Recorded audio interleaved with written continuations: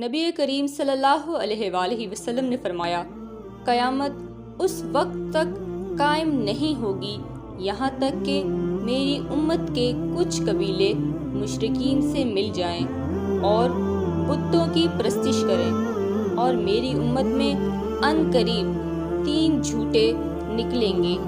ان میں سے ہر ایک یہ دعویٰ کرے گا کہ وہ نبی ہے، حالانکہ میں خاتم النبیین ہوں، میرے بعد کوئی نبی نہیں ہوگا۔ نبی پاک صلی اللہ علیہ وآلہ وسلم نے فرمایا، سفید بال ختم نہ کرو، کیونکہ وہ مسلمان کا نور ہے۔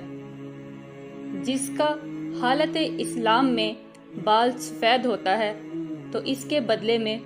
اللہ تعالیٰ اس کے لیے ایک نیکی لکھ دیتا ہے، اور اس کے بدلے میں اس کی ایک غلطی ختم کر دیتا ہے، اور اس کے بدلے میں اس کا ایک درجہ بلند کر دیتا ہے۔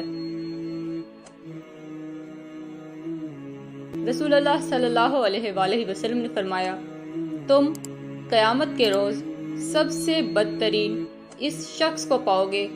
جو دوغلا ہے، ادھر لوگوں سے کچھ بات کرتا ہے اور ادھر لوگوں سے کچھ بات کرتا ہے۔